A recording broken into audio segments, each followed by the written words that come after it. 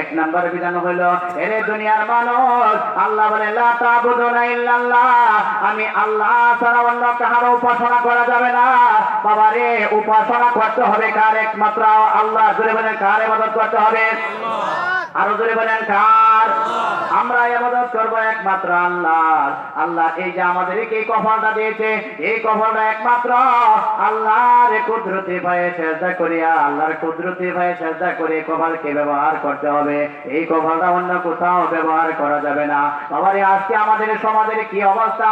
আমাদের সমাজের কি অবস্থায় কাউকে দেখা যায় গাছের পূজা করে, কাউকে দেখা যায় মূর্তির পূজা করে। ঠিক কিনা একটু আওয়াজ করে বলেন। কাউকে দেখা যায় মূর্তির পূজা করে, কাউকে দেখা যায় সূর্যের পূজা করে, কাউকে দেখা যায় আগুনের পূজা করে, আবার কাউকে দেখা যায় বন্ড বাবারে সেজদা করে। ঠিক কিনা একটু আওয়াজ করে বলে। কাউকে দেখা যায় বাবার মাজারে যায় সেজদা করে, বাবার মাজারে যায় সেজদা করে। আল্লাহ বলছে লা তা'বুদুনা ইল্লাল্লাহ, আল্লাহ ছাড়া অন্য কাউকে সেজদা করা যাবে না, আল্লাহ ছাড়া অন্য কাউকে উপাসনা করা যাবে না। বাবারে, আজকে আমাদের সমাজটাকে দুইটা বাবায় ধ্বংস করে দিছে। একটু আওয়াজ করে বলেন, কয়টা বাবা ধ্বংস করছে? আরো জোরে বলেন, কয়টা বাবা? একটা হলো ইয়া বাবা, আর একটা হলো বন্ড বাবা। জোরে বলেন, কয়টা বাবা? এখন আমরা প্রশ্ন করতে পারি, হুজুর ইয়া বাবা কোনটা? আবার ইয়া বাবা হলো, আমি একটা বাবারায় বলছি, আসলে শব্দটা হলো ইয়াবা। জোরে বলেন, এক শব্দটা কি? ইয়াবা। বাবারায় বলছি ইয়া বাবা।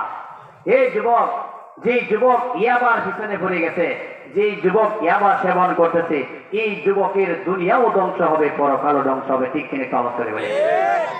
আসেনি এরকম যুবক ইয়াবা খায়? আছে কিনা? এই যুবক, অনুরোধ করে বলি, ইয়াবার পিছনে পড়ি না, ইয়াবা খাইও না, তোমার দুনিয়াও ধ্বংস হবে, পরকালও ধ্বংস হবে। আর একটা হচ্ছে বন্ড বাবা। জোরে বলেন, কি বাবা? জোরে বলেন। আজকে আমাদের সমাজের মধ্যে একদল বন্ড বাবা জন্ম নিয়েছে রে বাবা। মানুষ, সহজ সরল মানুষকে পাইয়া তাদেরকে বলতেছে, তোমার নামাজ রোজার কোনো প্রয়োজন নাই, ইবাদত বন্দেগী করার কোনো দরকার নাই, কাল কিয়ামতের দিন আমি তোমাকে সুপারিশ করে জান্নাতে নিব। জোরে বলি নাউজুবিল্লাহ। আছে কিনা এরকম বাবা, বন্ড বাবা? আছে কিনা? জোরে বলেন। এই সমস্ত বন্ড বাবারা সহজ সরল মানুষের ঈমান নষ্ট করতেছে। এরা নিজেরাও মুশরিক, এবং যাদেরকে তারা বলতেছে, যারা তাদের পায়ে পড়ে সেজদা করতেছে, এরাও মুশরিক হয়ে যাবে, তারাও মুশরিক হয়ে যাবে। আল্লাহ বলেছেন কোরআনে কারীমের অন্য আয়াতের মধ্যে বলে দিয়েছেন, ইন্নাল্লাহা লা ইয়াগফিরু আন ইউশরাকা বিহি ওয়া ইয়াগফিরু মা দুনা যালিকা লিমান ইয়াশা। আল্লাহ কোরআন শরীফের এক হাতে বলে দিয়েছেন যে আল্লাহ শিরক গুনাহ কোনো সময় মাফ করবে না। বাবারে, আপনি নামাজ পড়লেন না, রোজা রাখলেন না, ইবাদত বন্দেগী করলেন না, আমার আল্লাহ যদি ইচ্ছা করে এই গুনাহগুলি মাফ করিয়ে দিতে পারে। কিন্তু যদি আপনি শিরক গুনাহ করেন, আপনার আমলের ভিতরে যদি শিরকের গন্ধ থাকিয়ে যায়, আপনার কোনো আমল আল্লাহর দরবারে কবুল হবে না, এবং আল্লাহ আপনাকে মাফ করবে না। ঠিক কিনা একটু আওয়াজ করে বলে। তাহলে আল্লাহর সাথে শিরক করা যাবে না। যার চলে যাক, আপনাকে টুকরা টুকরা করিয়া দেওয়া হোক, আগুনে ফালাইয়া পুড়িয়া ছাই করে দেওয়া হোক, ছুরিতে চড়ানো হোক, তবু আল্লাহকে বলা যাবে না। ঠিক কিনা খবর করে বলেন। আজকে বর্তমান যুগের মুসলমানের ইমানের কি অবস্থা? নবীজি সাল্লাল্লাহু আলাইহি সাল্লাম বলছে যে আমার শেষ যুগের উম্মতের ইমানের অবস্থাটা এরকম হবে, সকালবেলা ইমান থাকবে, বিকেল বেলা থাকবে না, বিকেলে থাকবে, সকালে থাকবে না। ঠিক কিনা খবর করে বলেন। কচু পাতার পানির মতন। আর আগের যুগের আমাদের বর্তমান যুগের অবস্থা কি? যে সামান্য টাকার লোভে পড়িয়া, অর্থের লোভে পড়িয়া ইমান ছাড়ে। ঠিক কিনা করে বলেন। আর আগের যুগের ইমান, মুসলমানদের ইমান এত মজবুত ছিল, তারা ছুরিতে চড়েছে, আগুনের আঙ্গার উপর শোয়া দিছে, আগুনের মধ্যে পালাইয়া দিছে, কিন্তু তারা ইমান নষ্ট করে নাই, আল্লাহকে বলে নাই। ঠিক কিনা খবর করে বলেন। আর আমরা বর্তমান যুগে হইল কি, সামান্য টাকা হচ্ছে লোভ হইলে ইমান ছাড়ে। আর আগের যুগের ইমান তাদের কত মজবুত ছিল, আর আমাদের ইমানের অবস্থাটা কি? আগের যুগের তাদের ইমানের অবস্থা কি ছিল?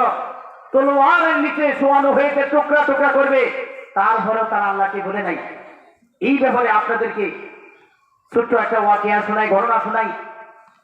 আচ্ছা বলেন তো দেখি, নমরুদ ইব্রাহিম খলিলকে আগুনে ফেলাইছিল তাজা করবার লাগে, মারবার লাগিয়া? জোরে বলেন। জোরে বলেন। মারবার লাগিয়া। ইব্রাহিম খলিলকে আগুনে ফেলাইয়া নমরুদ গিয়ে উপরে উঠছে, উঁচু টিলাতে উঠছে, উঠে দেখতে চায় যে ইব্রাহিম খলিল কিভাবে আগুনে পড়ে তামসা দেখবার লেগে উপরে উঠছে। উপরে উঠে আগুনের গর্তের দিকে চায় দেখে আগুন তো দাউ দাউ করে জ্বলতে আছে ঠিক, কিন্তু ইব্রাহিম খলিল ফুলের বাগান স্বর্ণের কুর্সিতে বসিয়া মৌলার জিকিরে মশগুল, ধরে বলে আল্লাহু আকবার, আরো ধরে বলে আল্লাহু আকবার। ইব্রাহিম খলিল পূর্বে তো দূরের কথা, স্বর্ণের কুর্সি ফুলের বাগানের মধ্যে বসিয়ে বসে মৌলার জিকির করে। এদিক থেকে ঘটনা হলো কি, ইব্রাহিম খলিল ওই নমরুদের একটা মেয়ে ছিল, এই মেয়েটাও তার বাবার সাথে গিয়ে উপরে উঠছে। মেয়েটার নাম কেউ বলছে রাগেসা, কেউ বলছে উর্গেসা, কিন্তু দারুল উলুম দেওবন্দ মাদ্রাসার মুহাদ্দিস আল্লামা সাঈদ সাহেব একটা ছোট্ট কিতাব উর্দু রেসালার মধ্যে তিনি লিখছেন এই মেয়েটার নাম ছিল রাহিমা। যদি বলে মেয়েটার নাম কি ছিল? রাহিমা। তার বাবার সাথে উপরে উঠতে ছায়া দেখে যে ইব্রাহিম খলিল তো পূর্বে যে দূরের কথা স্বর্ণের কুর্সি ফুলের বাগানের ভিতরে বসিয়া বসিয়া মৌলার জিকিরে মশগুল, ধরে বলে সুবহানাল্লাহ। এমনিতেই রাহিমা ডাক দিয়ে কয় আব্বা, আব্বা আপনার কি এখনো বিশ্বাস হয় না যে ইব্রাহিম খলিল যে সত্যি আল্লাহর পয়গম্বর? এটা কি আপনার এখনো বিশ্বাস আসে না? জোরে বলি না সুবহানাল্লাহ। এই কথা যখন বললো এখন আর নমরুদের মাথা মোটা ঠিক নাই, নমরুদের মাথা আর জাগাত নাই। এমনি নমরুদে কয় এ রহিমা, যা বলছোই বলছো, দ্বিতীয়বার আর তোমার জবান দিয়ে এই কথা কোনো সময় উচ্চারণ করবো না। যদি তুমি দ্বিতীয়বার এই কথা তোমার জবান দিয়ে উচ্চারণ করো, হুঙ্কার মারতেছে, তোমার পরিণতি খারাপ হবে, ভালো হবে না। খেয়াল করে শুনবেন, পরিণতি খুবই ভালো হবে, ভালো হবে না, খারাপ হবে। ওই ইব্রাহিম খলিলের মতন হবে তোমার অবস্থা। আল্লাহ যদি কাহারো হেদায়েত কবুল করেন তাহলে হুঙ্কার থেকে আর ফিরানো যায়? ধরে বলে হুঙ্কার থেকে ফিরানো যায়? আল্লাহ তার হেদায়েত কবুল করে দিয়েছেন। নমরুদের কন্যা রহিমা নিশি রাত্রের জমা, নিশি রাত্রের সময় আল্লাহকে ডাকে, মাবুদ গো আমার একিন হয়ে গেছে, আমার বিশ্বাস হয়ে গেছে তুমি হইলা আসল খোদা, আমার আব্বা নমরুদ হলো একটা বাটপার বন্ড খোদা। জুড়ে বলেন আল্লাহু আকবার, আরো জুড়ে বলেন আল্লাহু আকবার। নমরুদের কন্যা রাহিমা কালিমা পড়ে বললেন, মুসলমান হয়ে গেলেন। সকালবেলা মুসলমান হয়ে ইমানি শক্তি নিয়া বাবার দরবারে যাইয়া হাজির হয়ে গেল। হাজির হয়ে বলতেছে, আব্বা আমি আপনাকে একটা দাওয়াত দিবার জন্য আছি, আমি আপনাকে একটা দাওয়াত দিবার জন্য আইছি। এমনি নমরুদে কয় কি দাওয়াত দিবার লাগে আইছ? এখন রহিমা বলে, আব্বা আপনি যদি পরকালে সুখ শান্তি লাভ করতে চান, আপনি যদি জান্নাত পেতে চান, জাহান্নামের আগুন থেকে যদি আপনি বাঁচতে চান, আপনি কালিমা পড়িয়া ফেলেন, মুসলমান হয়ে যান এবং ইব্রাহিম খলিলের ধর্ম গ্রহণ করিয়া ফেলে। জোরে বলি না সুবহানাল্লাহ। এই দাওয়াতটা কার দিছে? একটা আওয়াজ করে বলেন, দাওয়াতটা কার দিছে? তার আব্বা নমরুদের দাওয়াত দিছে মেয়ে। এখন কি নমরুদের মাথা কি ঠিক না নষ্ট? জোরে বলেন, আরো নষ্ট। এমনি নমরুদে কয়, বুঝছি বুঝছি, তুমি মনে হয় ইব্রাহিম খলিলের ধর্ম তুমি গ্রহণ করে ফেলছ, তুমি মনে হয় মুসলমান হয়ে গেছে। এই কথা যখন বললো, দেখেন কি কয় রহিমা। রহিমা ডাক দিয়ে বলে, আব্বা আপনার বুঝতে হবে না, আমি আপনাকে একটা কথা জানাইয়া দিতে চাই। আপনি যেদিন আমাকে হুঙ্কার দিয়েছিলেন, সেদিন থেকে আমি চা করেছিলাম যে আমি আমার আসল খোদাকে খুঁজে বাহির করব, আমি আমার আসল খোদাকে খুঁজে বের করব। আমি আসল খোদা পেয়ে গেছি, আমি কালিমা পড়ে ফেলছি, মুসলমান হয়ে গেছি, আমি ইব্রাহিম খলিলের ধর্ম গ্রহণ করে ফেলছি। সুবহানাল্লাহ, আমি তো মুসলমান হয়ে গেছি। এমনি নমরুদ একটা না দুইটা না বাবারি 7টা জল্লাদকে রাখছে। জোরে বলেন কয়টা জল্লাদকে রাখছে? আরো জোরে বলেন কয়টা জল্লাদ? 7টা জল্লাদকে রাখছে। ডাকে 7টা তলোয়ার দিছে, যে বলতেছে এই জল্লাদরা তাহাকে এই যে উঁচু পাহাড়টা দেখা যায়, এই পাহাড়ের উপরে নিয়ে যাও, পাহাড়ের উপরে নিয়ে তারে 7টা টুকরা করবা, একটা যদি কম করো তাহলে তোমাদের তো জবাব দিতে হবে। জোরে বলেন কয়টা টুকরা করবার জন্য বলছে? 7টা টুকরা করবা, একটা কম করলে তোমাদের জবাব দিতে হবে। তখন জল্লাদরা রহিমাকে টানিয়ে হেসরায় পাহাড়ের উপর নিয়ে গেল, পাহাড়ের উপর নিয়ে চতুর্দিক থেকে ঘেরাও করে ফেললো এবং তলোয়ার গুলি উঠাইয়া বলতেছে, এই রহিমা এখনো সবাই আছে, তুমি তোমার আব্বাকে তোমার বাবা নমরুদকে তুমি খোদা মানো, আর না হয়তো এই তলোয়ার দ্বারা তোমাকে টুকরা টুকরা করে দেওয়া হবে। বাবারে দেখেন রহিমার ইমান কত তাজা, ইমান কত বড় মজবুত। রহিমা ডাক দিয়া বলতেছে, ও জল্লাদরা তোমরা শোনো, তোমরা মনে করেছো এই সামান্য কয়েকটা তলোয়ারের ভয় দেখালে আমি আমার খোদাকে বলিয়া যাইব, ইসলাম আমি ত্যাগ করে ফেলবো। সাবধান সাবধান, তোমরা এটা মনে করিও না। তোমরা আমাকে তলোয়ার দ্বারা টুকরা টুকরা করতে পারো, আমি তোমাদের তলোয়ারের নিচে টুকরা টুকরা হয়ে যাইতে পারি, কিন্তু আমার আল্লাহকে আমি বলতে পারি না। আমার আল্লাহকে আমার জানের চাইতে বেশি ভালোবাসি। করে বলি সুবহানাল্লাহ। মারো, মারতে পারো, কিন্তু আমি আমার আল্লাহকে বলতে পারবো না।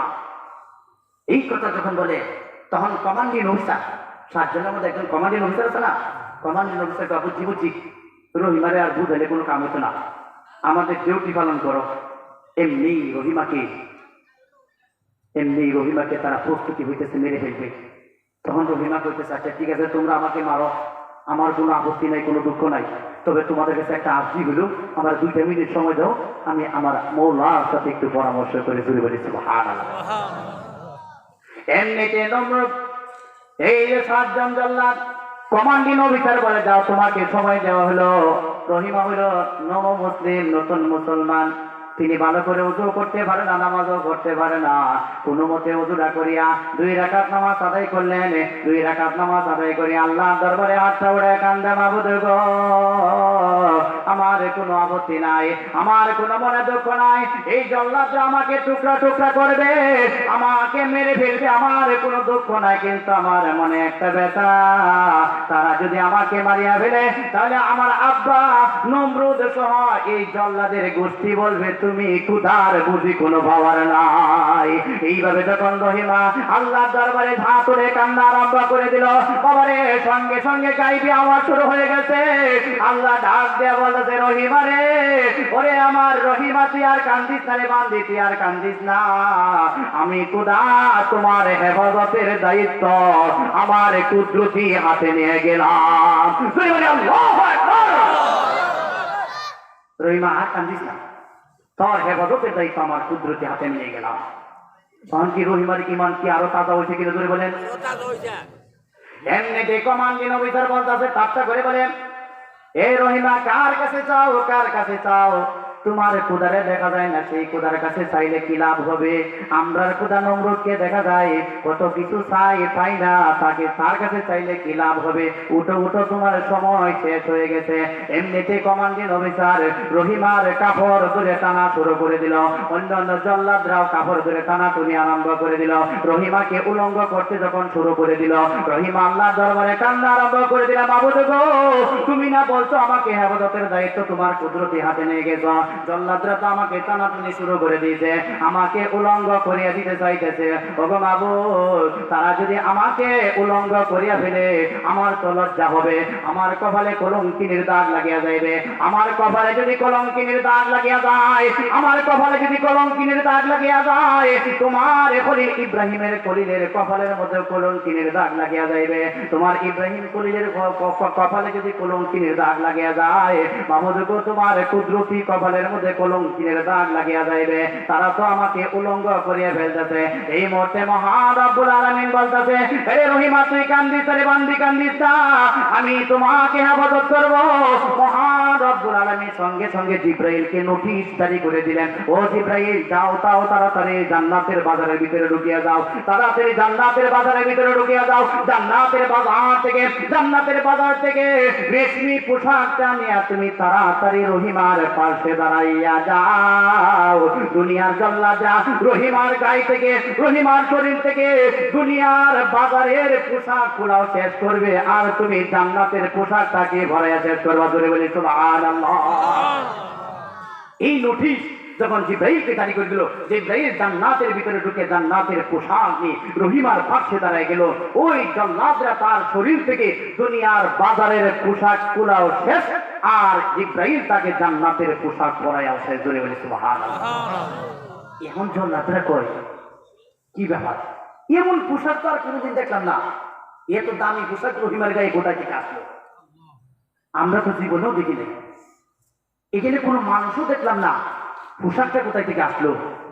কমান্ডিং অফিসার তো আচ্ছা ঠিক আছে বাদ দাও, পোশাকগুলো এত চিন্তা করার দরকার নাই, ডিউটি চালাও ডিউটি চালাও। এমনি কমান্ডিং অফিসার অর্ডার করার সঙ্গে সঙ্গে জল্লাদ তাকে ঠিক করে মাটিতে শোয়াই ফেললো। দুইটা হাত মাথার দিক থেকে রশি দিয়ে বাঁধিয়ে টানা দিল, দুইটা পা রশি দিয়ে বাঁধিয়ে টানা দিল, বুক বরাবর একটা রশি বাঁধিয়া দুই দিক থেকে শক্ত করে টানা দিল। রহিমা সহ্য করতে পারতেছিল না, তার শরীরে ব্যথায় কাতরা ছিল। রহিমা ডাকিয়া বলে মাবুদ গো, আকাশের দিকে তাকাইয়া রহিমার চোখের বাড়ি তাড়িয়ে কান্দে, মাবুদ গো তুমি না বলেছো আমাকে হেফাজত করবা, হেফাজতের দায়িত্ব তোমার কুদরতি হাতে নিয়ে গেছো। জল্লাদ তো আমাকে রশি দিয়ে বেঁধে ফেলছে, আমাকে শোয়ে ফেলছে, তরবারি নিয়ে প্রস্তুত হয়ে গেছে, আমাকে টুকরা টুকরা করে ফেলবে।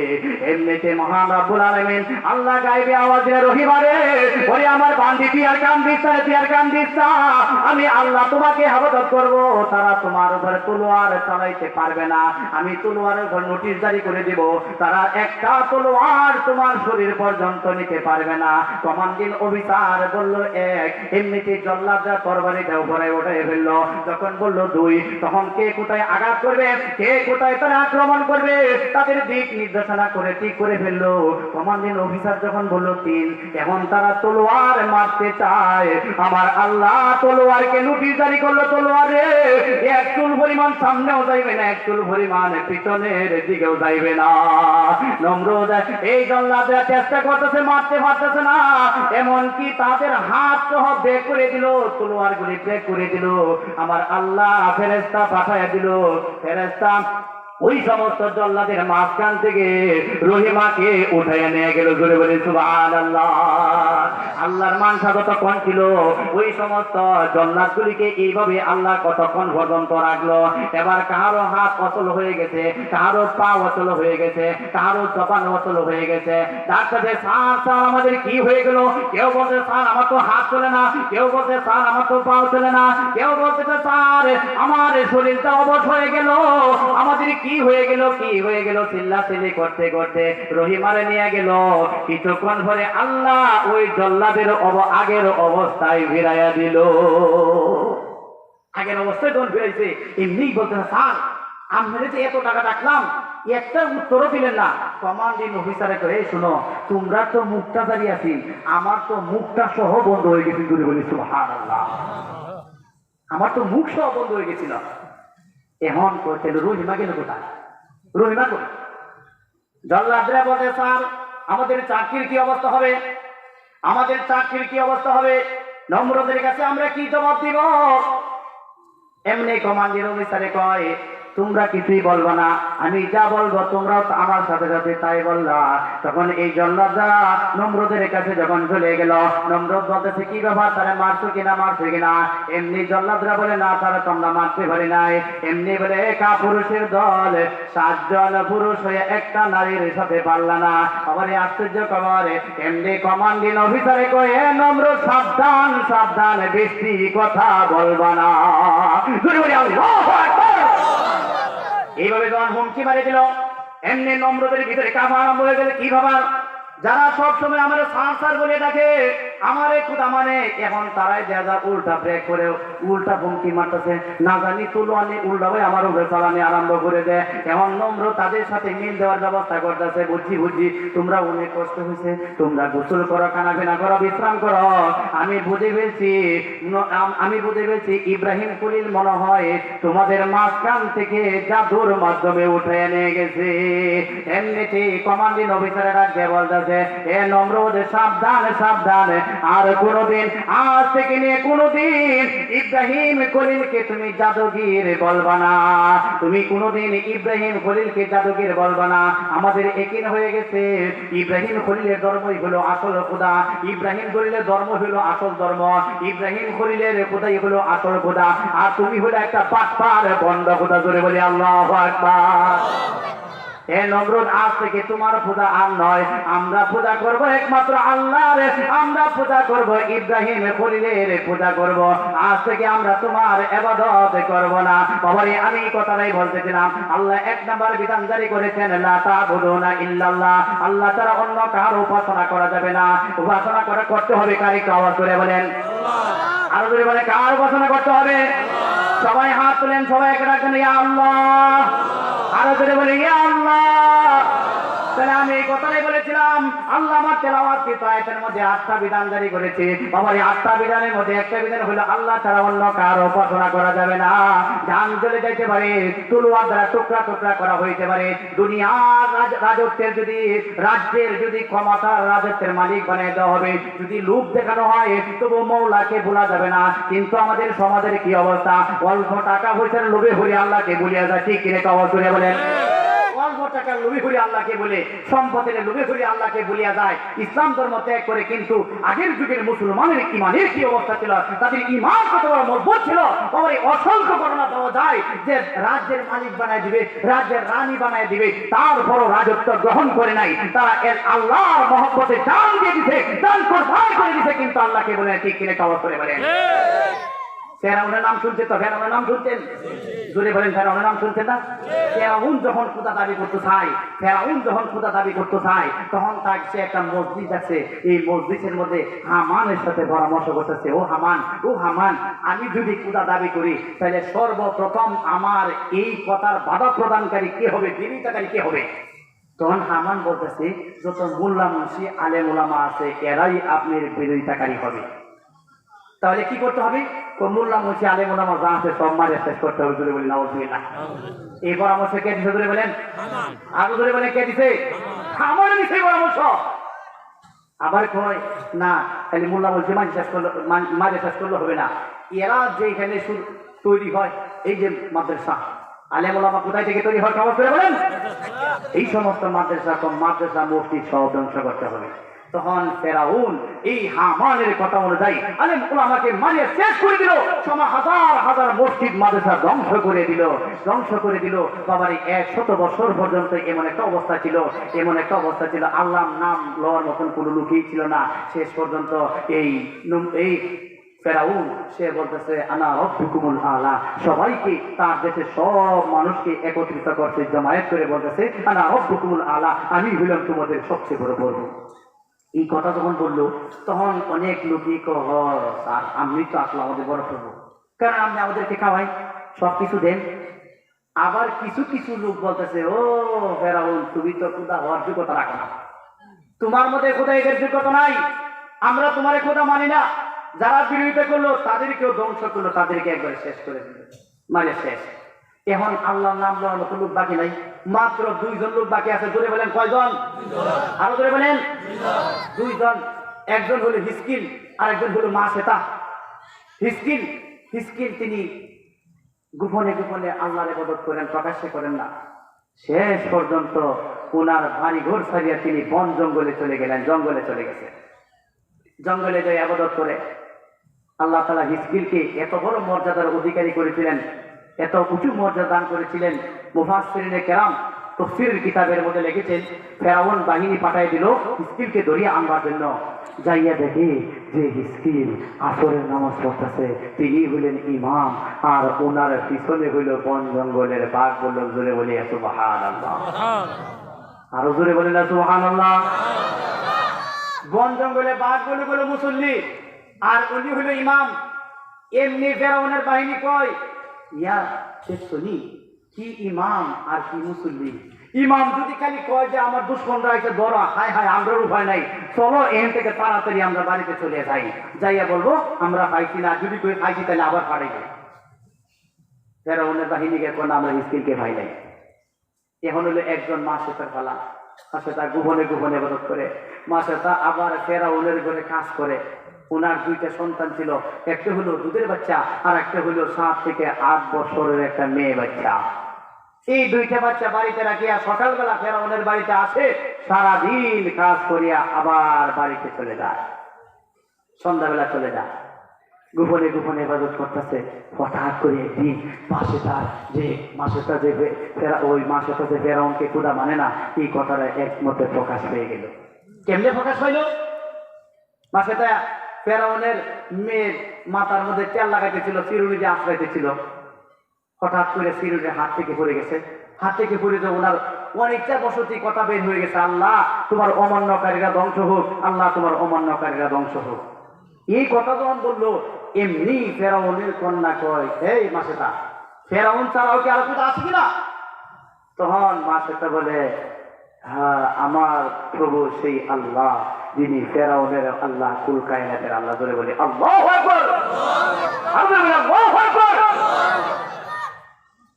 এমনি ফেরাউনের কন্যা ছেলে বেগুলো যদি উঠে দৌড়ায় বাবার কাছে গেছে, যাই বলতে, আব্বা আপনি যে সাধনা হাসিল করবার জন্য এত কিছু করলেন, আলেম উলামা মোল্লা মুন্সিবারে শেষ করলেন, মসজিদ মাদ্রাসা ধ্বংস করলেন, এই বিপদ তো দেখা আপনার করেই। কি বিপদ? মা সেটা তো আমনের খুদা মানে না, মা সেটা আমনের খুদা মানে না। মা সেটা কয়, আমার প্রভু সেই আল্লাহ যে ফেরাউনেরও আল্লাহ, কুল কায়নাতের আল্লাহ। এমনি ফেরাউন আসিন বসা অবস্থায় রাগে একবার দাঁড়ায় গেছে গা। আসিন বসা কি হয়ে গেছে করে বলেন? দাঁড়ায় গেছে গা। আর তাই নাকি? এমনি ফেরাউনের বাহিনী পাঠাই দিল, দাও মাসেটাকে ধরে নিয়ে আসো। ফেরাউন বাহিনী মাসেটাকে দরবার জন্য গেল, যাইয়া বলতেছে, ফেরাউন ডাকছে তোমাকে যাইবার জন্য। মাসেটা বুঝিয়ে ফেলছে। মাসেটা বাড়ি থেকে রওনা হয়ে গেল ফেরাউনের দরবারে। মাসেটা মুচকি মুচকি হাসে আর চিন্তা করে, আমার ইমানি পরীক্ষার সময় এসে গেছে। মাসেটা যখন ফেরাউনের কাছে চলে গেল, এমনি ফেরাউন জিজ্ঞাসা করে, মাসেটা রে তুমি কি আমাকে খোদা মানো না? এমনি মাসেটা বলে, না আমি তোমাকে খোদা মানি না। ফেরাউন বলে, কেন খোদা মানো না? আমি তোমাকে কেমন দিই, আমি তোমাকে সব কিছু দিই, তাহলে তুমি কেন মানো না? এমনিতে মাসেটা বলে, ফেরাউন রে তোমার মধ্যে খোদাইত্বের কোনো যোগ্যতা নাই, আমি তোমাকে খোদা মানি না। কথা যখন প্রকাশ হয়ে গেছে, এখন আর গোপন রাখার কোনো প্রয়োজন নাই, আমি তোমাকে খোদা মানি না। এমনি ফেরাউন মাসেটার সাথে মিল দিতে চায়, বলতেছে, মাসেটা রে তুমি তাড়াতাড়ি আমারে খোদা মানো, কারণ হলো তুমি যদি আমারে খোদা না মানো, মানুষ অন্যরা বলবে যে ফেরাউনের ঘরের চাকরা নিয়ে তারে খোদা মানে না, আমরা কেড়ে মানতাম। তুমি একটা কাজ করো, মিশরের রাজ্যের রানী বানায়া দে, তারপরেও তুমি আমাকে খোদা মানো। মিশরের রাজ্যের রানী বানায় দিব, তারপরে তুমি আমার খোদা মানো। এমনিতে মাসেটা রাগ দিয়ে বলতেছে, রে ফেরাউন তুমি শোনো, আমি যদি ঈমান নিয়ে মরতে পারি, আল্লাহর মহব্বতে আমি যদি জান কুরবান করিয়া দিতে পারি, ঈমান নিয়ে যদি আমি এই দুনিয়া থেকে বিদায় হইতে পারি, তাহলে আমার আল্লাহ এই 10টা দুনিয়ার পরিমাণ, 10টা দুনিয়ার সমান হবে একটা জান্নাত। এমন আমার আল্লাহ 10টা জান্নাত আমাকে দান করবে। ধরে বলি সুবহানাল্লাহ। ও ফেরাউন, তুমি একটা সামান্য দেশের রাজ্যের রানী বানিয়ে দিবা, আমাকে লোভ দেখাও। আমার আল্লাহ ঈমান নিয়ে যদি আমি আল্লাহর সাথে সাক্ষাৎ করতে পারি, আমার আল্লাহ বলছে, নবীজি বলেছেন, মান আহাব্বা লিকা আল্লাহ আহাব্বাল্লাহু লিকাআহু। যেই ব্যক্তি আল্লাহর সাক্ষাৎকে পছন্দ করে, আমার আল্লাহও তার সাক্ষাৎকে পছন্দ করে। জোরে বলি সুবহানাল্লাহ। এমনিতে মাসেটা ডাকবে বলে, ও ফেরাউন, তুমি একটা ছোট রাজ্যের মালিক বানাইবা, রানী বানাই দিবা, তুমি লোভ দেখাও, আর আমার আল্লাহ এই 10টা দুনিয়ার সমান হবে একটা জান্নাত, এমন 10টা জান্নাত আমাকে দান করবে। এখন তুমি বলো, আমি কি সামান্য এই দুনিয়ার একটা দেশের মালিক হইব, না আমি এই জান্নাতের মালিক হব? জোরে বলি সুবহানাল্লাহ। এবার বলে, কোনো মতেই আর পারতেছে না। এখন হামানের সাথে পরামর্শ হয়েছে, এই হামান এই যে মাসেটা তো কোনোভাবে ঈমান ত্যাগ করে না, আল্লাহরে বলে না, এখন কি করা যায়? কয়েকটা কাজ করে, তার উপরে শাস্তি ভিড় করতে হবে। তখন ওই মাসেটাকে জমিনের মধ্যে চিৎ করে শোয়া, 4টে হাত পায়ের মধ্যে 4টে ফেরাক মারিয়া জমিনের সাথে মিশাই ধরে বলে নাউযুবিল্লাহ। এমনিতে এরপরে ফেরাউন বা ডাক দিয়ে বলতেছে, ওগো মাসেটা, তোমার বিচার শুরু হয়ে গেছে, এখনো সময় আছে, তুমি আমাকে খোদা মানো, আর নাইতে তোমাকে আরো কঠিন শাস্তি দেওয়া হবে। মা সেটা বলে ফেরাউন রে, তুমি যদি আমার উপরে শাস্তি ভিড় করো, আমি খোদাকে বলবো না আমার জানের থেকে আমার আল্লাহকে বেশি মহব্বত করি, তুমি আমার শেষ করতে পারো, তুমি আমার অন্তর থেকে আল্লাহর মহব্বতটা তুমি বাহির করতে পারবে না। এবার হামান ডাক দিয়ে বলতেছো ফেরাউন, ও দুষ্ট আমার, এইভাবে হবে না, তাকে দিলের মধ্যে আঘাত করতে হবে, তাহলে কি সে ত্যাগ করবে? কেমনে দিলে আঘাত করা যায়? তো তার দুইটা বাচ্চা আছে, একটা হলো দুধের বাচ্চা, আর একটা হলো 7 থেকে 8 বছর একটা মেয়ে বাচ্চা। এই দুইটা বাচ্চা আনিয়ে যদি তার সামনে আঘাত করা যায়, তাহলে তার দিলের মধ্যে আঘাত লাগবে। এমনিতে ওই দুইটা বাচ্চাকে মা সেতার সামনে হাজির করা হলো, বড় বাচ্চাটাকে তার বুকের মধ্যে চিৎ করে শোয়া দেওয়া হলো, চিৎ করে শোয়া দেওয়া বলতেছে ফেরাউন ছুরিটা হাতে নিছে, ছুরিটা হাতে নিয়ে বলতেছে মা সেতা, এখনো সময় আছে, আমাকে খোদা মানো, আর না হয়তো তোমার বুকের উপরে শোয়া তোমার এই বাচ্চাটাকে জবাই করিয়ে দেওয়া হবে। এমনি মা সেটা ইমানি শক্তি নিয়ে বলতেছে, ও কমবক্ত ফেরাউন, আমার একটা বাচ্চা কেন, দুনিয়ার সমস্ত মানুষকে যদি আমার বুকে শোয়া জবাই করো, আবার এই অন্তর থেকে আল্লাহর ভালোবাসা বাহির করতে পারবে না। জোরে বলি সুবহানাল্লাহ।